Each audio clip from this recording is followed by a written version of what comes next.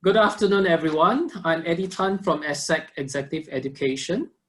Thank you all for joining us today for this Executive Education webinar organized by ESSEC Asia Pacific. During this webinar, if you have any questions that you would like to post for the presenters, please type that in the Q&A function at the bottom of your screen, and we will address these questions during the Q&A segment after the presentation.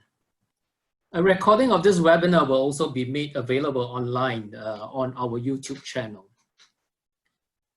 All right, so before we begin, Sonia, if you could go on to the next slide, please. Sure. All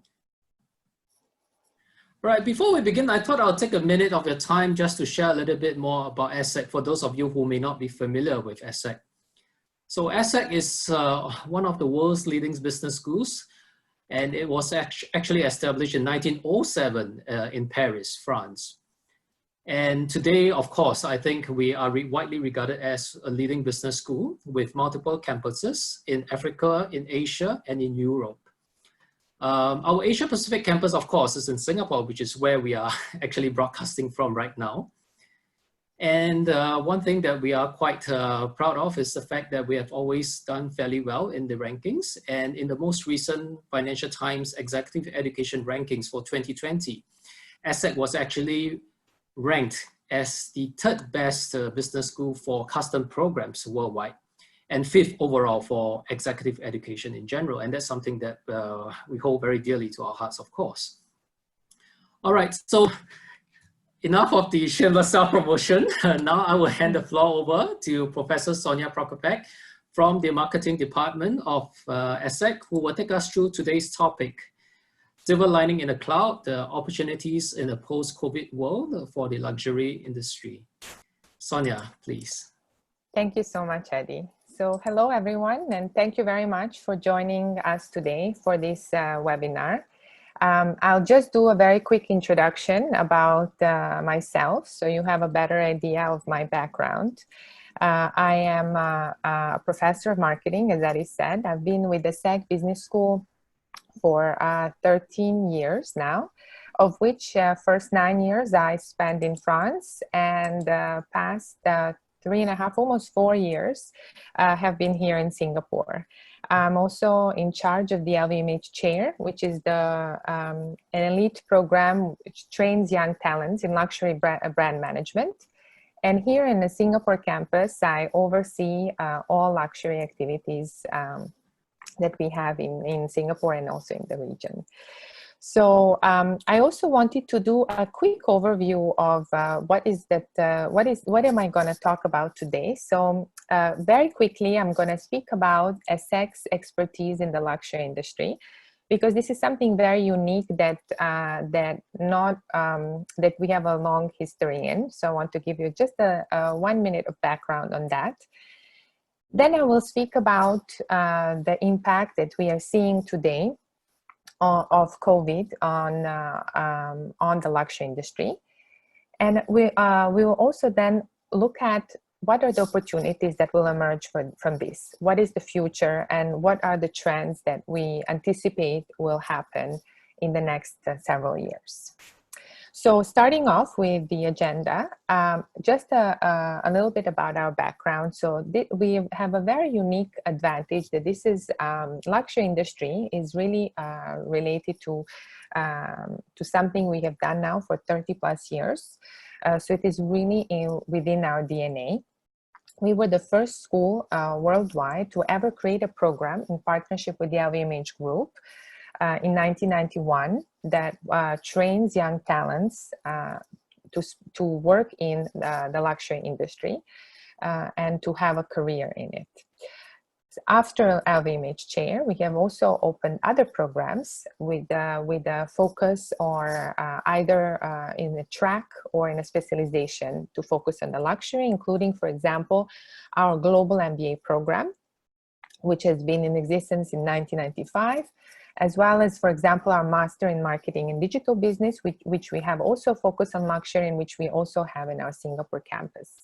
We have done numerous executive education workshops with luxury brands, with premier automotive brands, and also, for example, government institutions to help the local brands do better branding. So, so with this little background, let me go into the topic of today. So it is no surprise that given what we have all gone through the last few months, and that luxury industry, like many other industries, has had a tremendous negative impact on their sales. Of course, when we are thinking about some of the life decisions and our safety, it is very predictable that we are not thinking about buying handbags or buying nice watches. So in terms of the numbers, the estimates from different industry reports vary, but they're all very, very negative. They're 50 to 60% of sales drop in, for example, the last 3 months ending in June. The entire market is predicted to contract between 20 to 35%. Some industry reports even go up to 40% for personal luxury market. So just a reminder, personal luxury market involves sectors that include anything that is consumed individually. They're not, so not experiential market, but for example, leather goods, fashion, watches and jewelry, fragrances, and skincare. Another analysis from McKinsey has also approximates that a lot of retailers and a lot of brands that have had their stores closed for 2 months will suffer and will be in financial distress. So as much as 80% of them. So these numbers are very negative, and now the question is, what will be the future? So if I'm to ask you now, given that the crisis that is affecting our daily lives, and there's a lot of anxiety and uncertainty in the minds of everyone, do you think that once we have passed through this, let's say, difficult times, that the luxury industry will be able to recover, and that we're able to come back to its original growth, which was always very promising? So I'm going to ask Eddie to put out a poll, which will just take you maybe 30 seconds to do. So if you don't mind, please answer the poll, and we can see the live results of all your opinions as soon as we close it.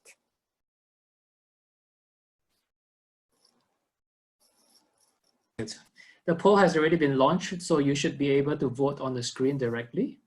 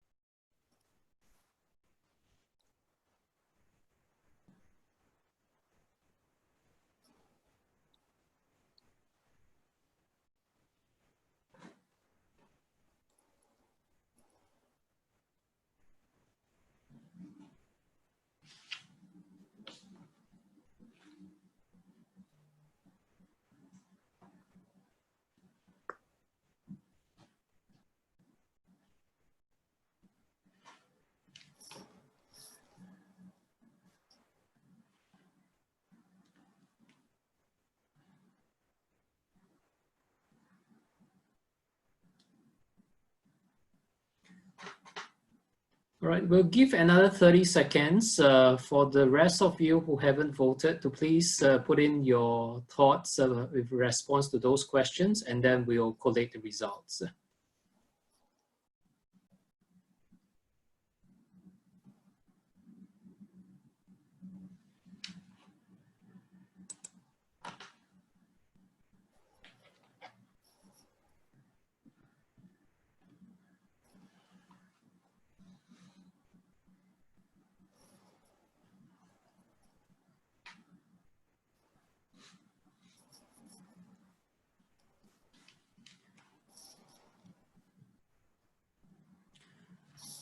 Okay, I think most of those of you who wish to vote has voted. Right. So Sonia, I'll let you take us through the results of that poll. Sure. So thank you so much. So I will end the poll so I can see. So you can see the results on the screen, right, Eddie? Yes, I can. Okay.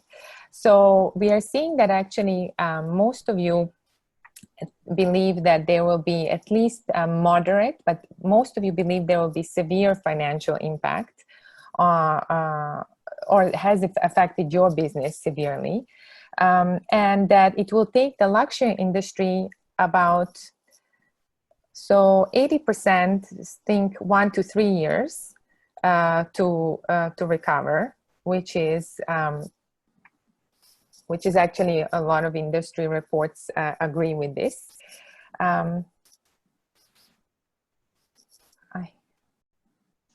Sorry, I cannot make it. Do you see the rest of it, Eddie? I don't know why it's not going down for me. Right. Well, I'm scrolling down the questions. I can read the results out to you if you like. That would be great, please. Right. So for the third question on what luxury businesses have to do post-COVID, we have 76% of participants saying that they need to offer online sales and distribution channels. And good prediction. Well, I think it's almost a given, isn't it? And another 48% saying that they need to increase the value proposition to continue justifying a premium pricing. Great, thank you so much. So I'm going to stop sharing. Oh, I see. Okay. So maybe before we go into what are the takeaways, where the opportunities they are going to lie, I'm gonna give you a little bit of a background of what is actually happening in the consumer's mind. So this is a theory called Maslow's hierarchy of needs that is being used already for decades, and it's a very good predictor of how consumers, a very good understanding of how consumers form their motivation. So most of the luxury purchases are considered purchases that are that satisfy desires or wants, and that are not necessarily needs, functional or fundamental needs that we have. And this Maslow's hierarchy, and I'm sure a lot of you are familiar with it, basically categorizes needs in terms of the priority. So we have the first two sets of needs, which are physiological needs, like our need for food and safety, food and air and water, and then safety. And then building on those needs, once those needs are met, we are actually have other needs like self-esteem needs, love and belonging, and self-actualization. And most of the times, luxury products actually fulfill self-esteem needs or self-actualization needs. But in today's climate, where some of our fundamental safety concerns have been shifted, there's been fear and uncertainty and anxiety in a lot of places, with rising number of fatalities, with basically having a worldwide health crisis. Most of the consumers have been impacted in their primary needs. So it's very difficult to project and to even imagine oneself going back to behaving the way we used to behave when these two sets of primary needs have not been satisfied. However, if we look at the history of recessions that have taken place, of course, this particular crisis that we've been going through is more dramatic than any of the other recessions we have endured since the Second World War. But if we look at generally how the luxury industry has behaved, and in particular, if we look at the recession of 2008, there's evidence that luxury isn't overly income sensitive, and it is also not it is the fastest to recover compared to, for example, some of the other non-luxury categories.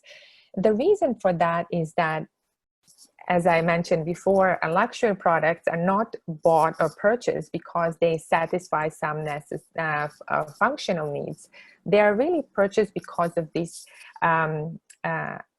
extreme value, perceived value that they bring to the consumer. So luxury brands have this entire universe that they bring around them, the dream factor that actually gives consumers above and beyond anything that they can find in a mass market or functional brands. So once that we have sort of regained our sense of security and safety, it is very likely that the consumers who are used to buying luxury will also go back to purchasing it again, because these patterns of behavior are very difficult to change.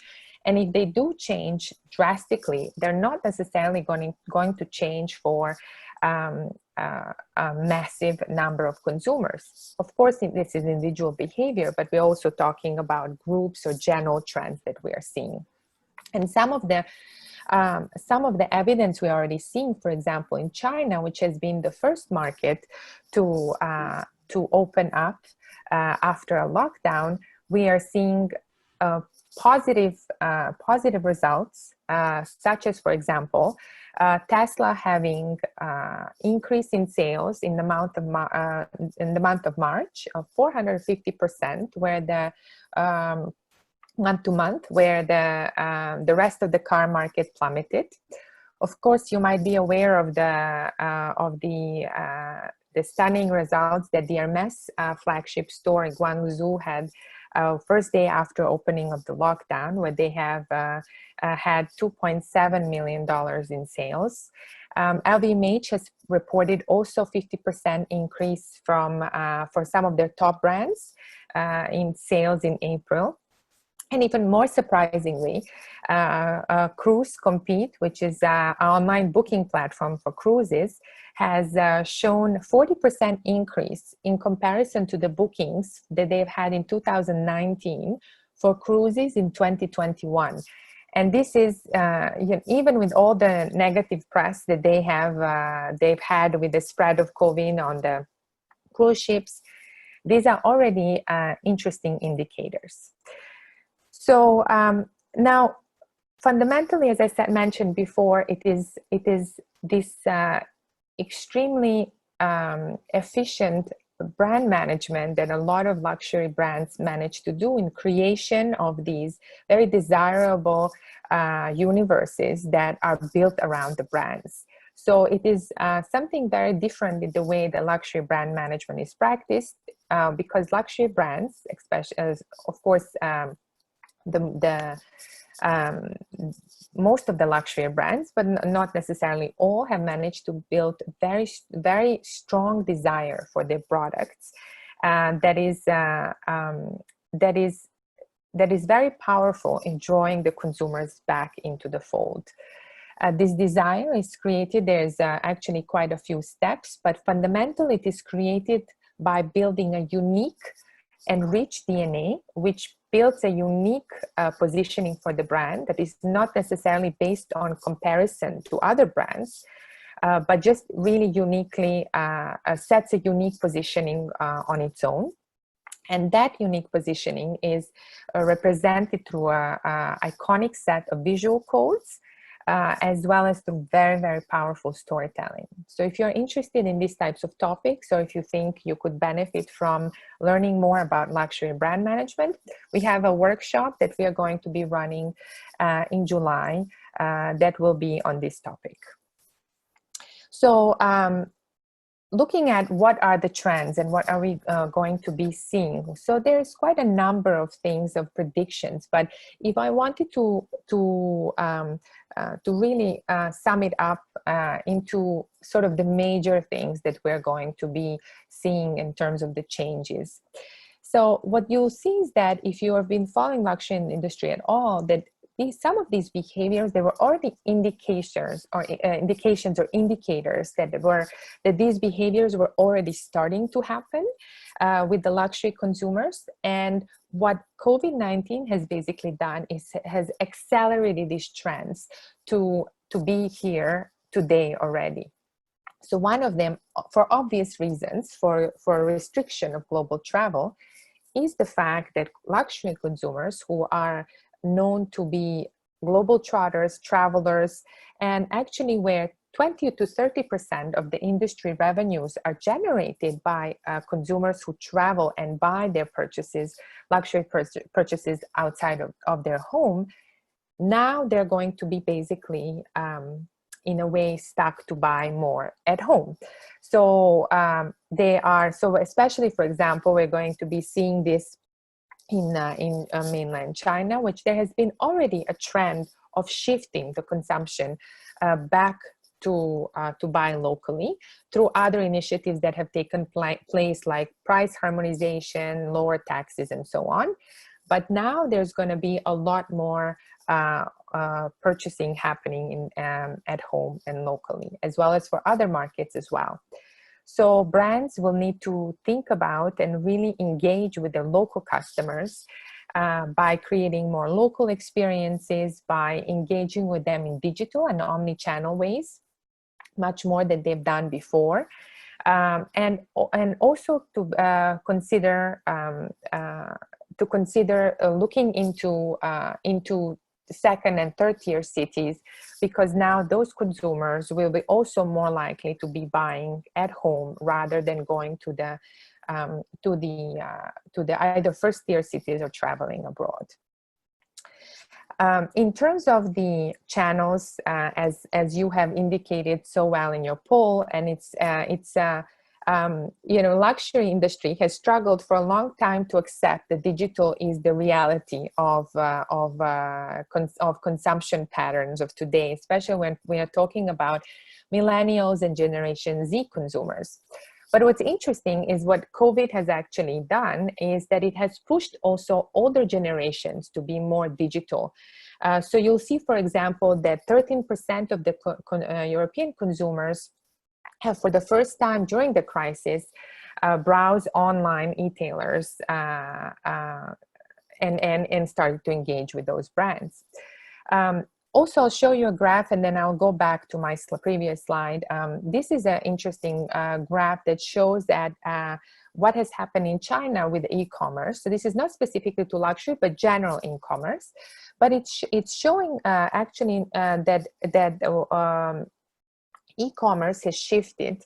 So the outbreak has shifted the behavior of using e-commerce sites to, for example, more older consumers, more consumers who are in tier 3, tier 4, and tier 5 cities.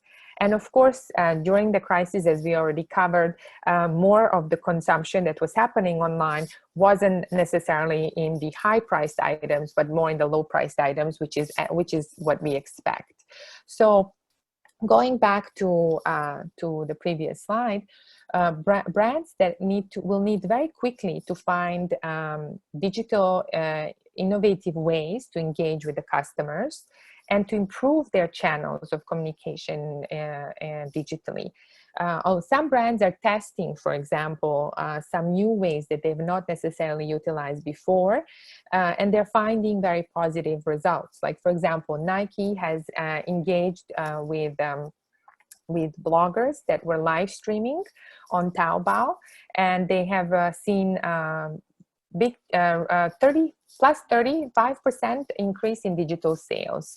The other retailers have also engaged, for example, with live streaming and influencers, for example, on WeChat channels. And this is going to be, especially for the Chinese market, this is going to be a very important avenue for the brands to engage in. But also, as other markets start to come down, because we are seeing obviously China being the first one to slowly open up, and Europe maybe, and the North American market being behind, we'll see that digitally the brands that have put good content during the virus pandemic have also been the one who have managed to stay top of mind, and then also the ones that will also be more likely to succeed once the consumers return to their more normal behavior. So with that in mind, talking again about the Chinese market. Chinese market has been becoming more and more important in terms of both the number of the percentage of the sales, and it was predicted by 2025 to actually represent 50%. Today, actually just before the virus outbreak, there was 40% of all luxury sales were contributed to Chinese consumers and 70% of the growth.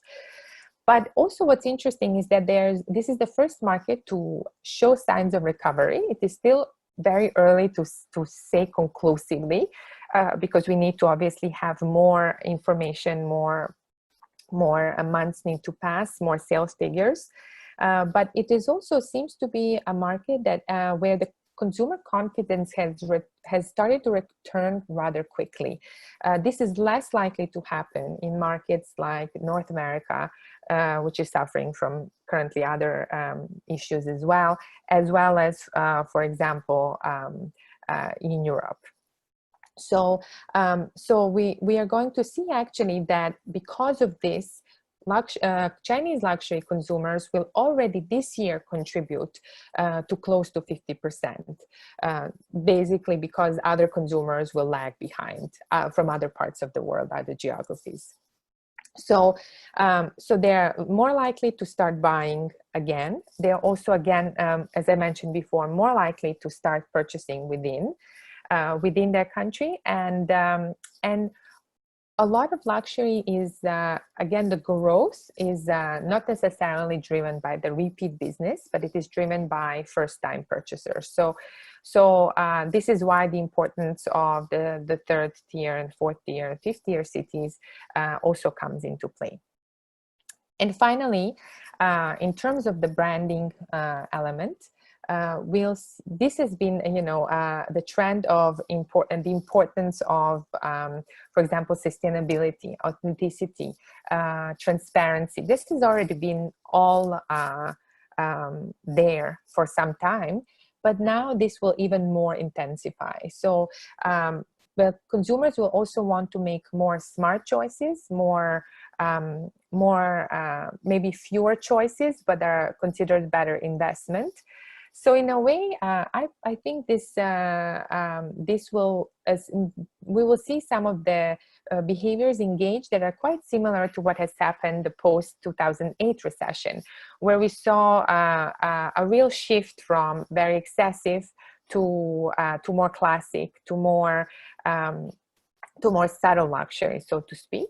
But also at the same time, consumers are much more, and they've already been a trend of looking for more authenticity, more transparency in the process, in the products, and so on. And we will see this intensified post the crisis. So these values will come even more into the sharp focus. We're also, as you can see here, it's also what have the brands done and how they have handled themselves during the crisis, and which brands were the leaders to take the initiatives to get engaged in a big way.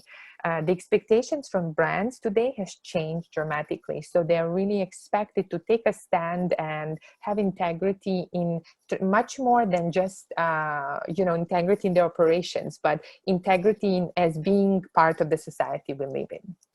So all in all, recovery time, most of you have indicated 1 to 3 years, and this is actually what a lot of the reports say. But also, if we look at generally luxury, consumer behavior, it takes time for people to recover from emotional toll that they've been impacted in this time, and some are still being impacted. So there is always a gradual return to normal behavior, what is considered normal behavior. And as I mentioned before, China will continue to play a very important role. It will continue to drive the luxury market growth, as well as, of course, the growth that's been predicted both in mainland, that is going to be significantly increased, as well as in terms of worldwide sales. And I think if the final note I want to make here is that if we are going to take one,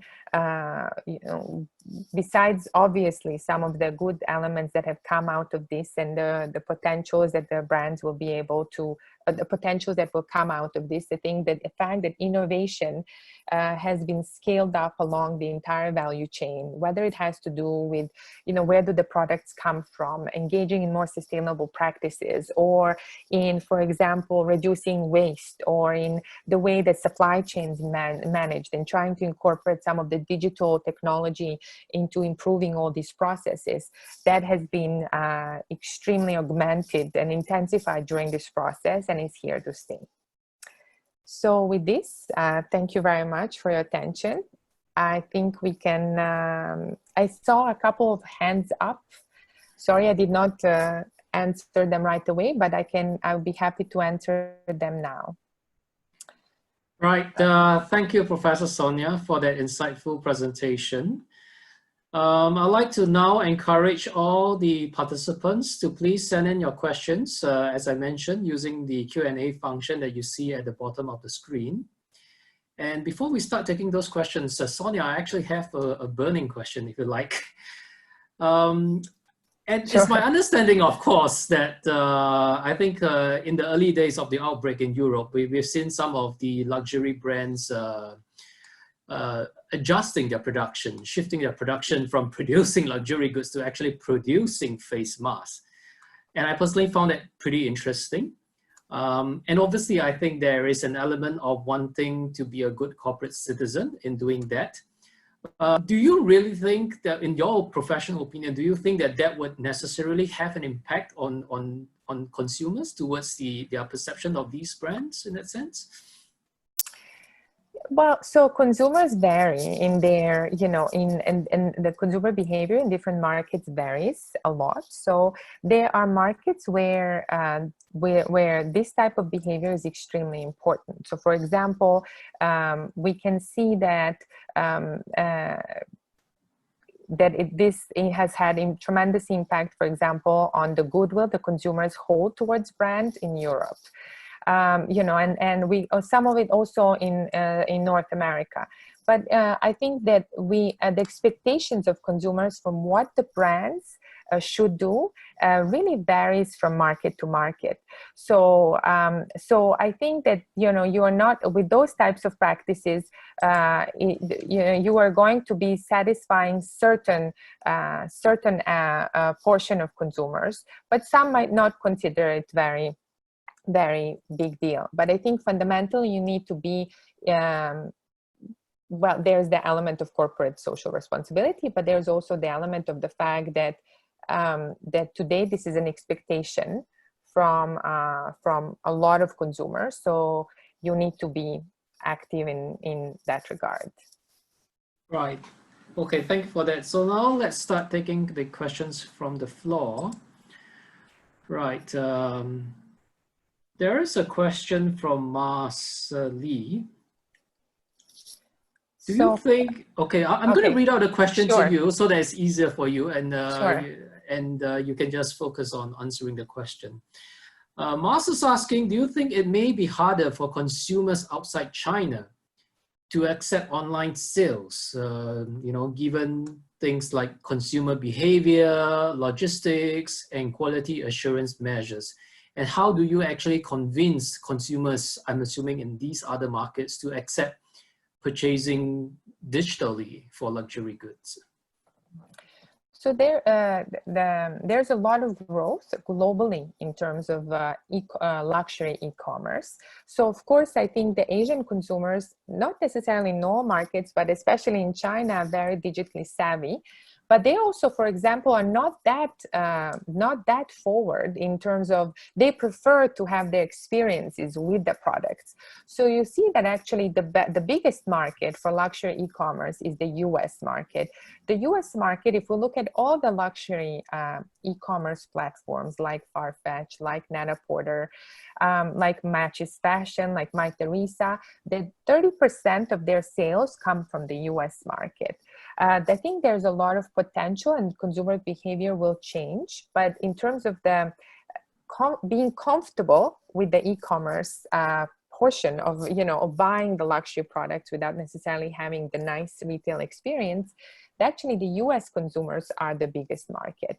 But I think China will, of course, very closely follow, but it is also that they are looking for a little bit more out of the product and not, the experience of going to the store and so on. Right.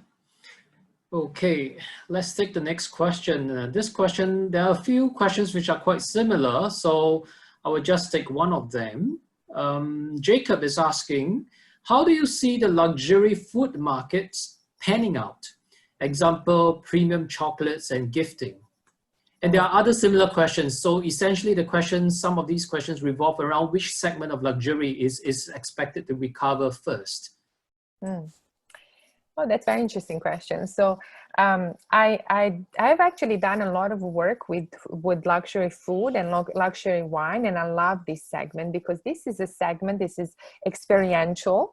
It is a way for consumers to feel better without actually having to spend that much money, because luxury food and luxury gifting is not in that category. So I think that this is not in that price point, I mean. So I think that, of course, gifting has to do a lot with social interaction. So are we going to have, when are those going to return to normal? I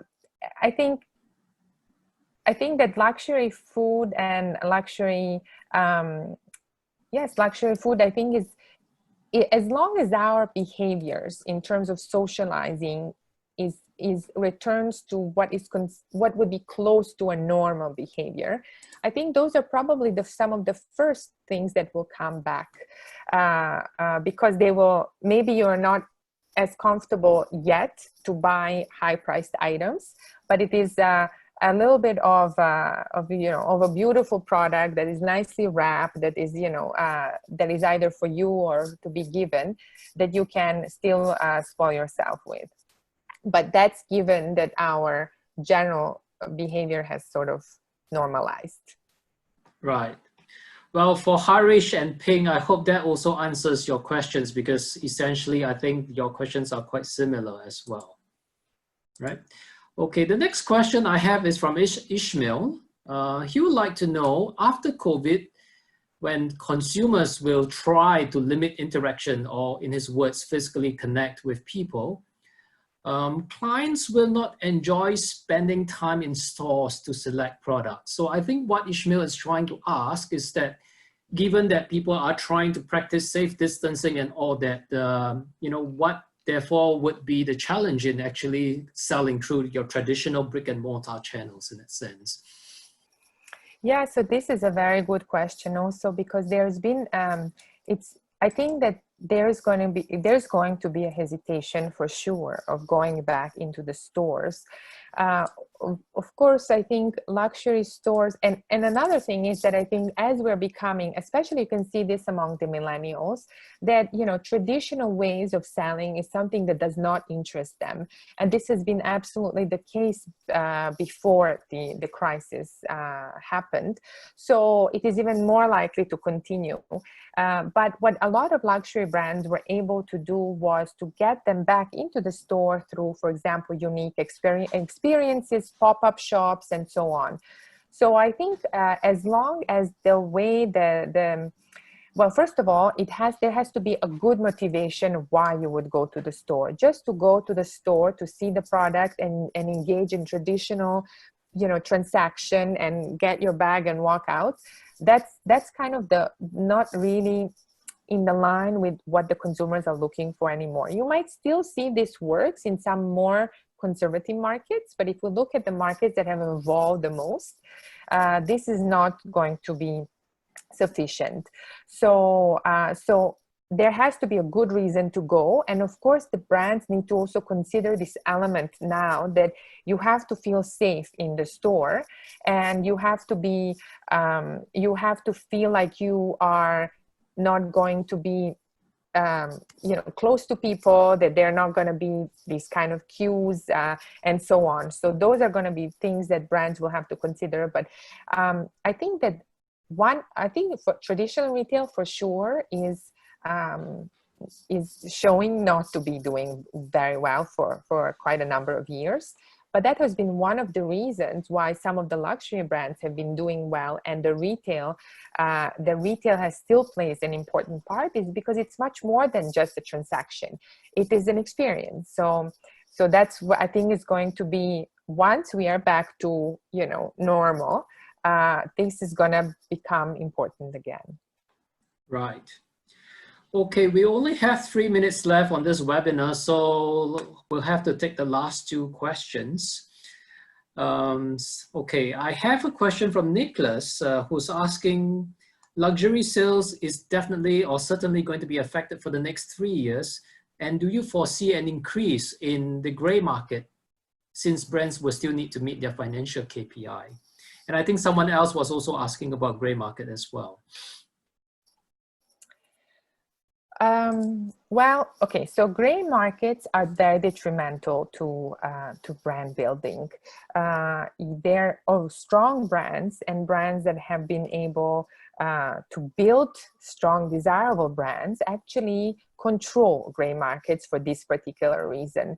And brands that are more concerned about short-term gains are more likely to engage into these kind of practices. So it's, if now, of course, a lot of brands are going to have are going to be in financial distress. So it could be that some might forego some of the brand building because they need to survive.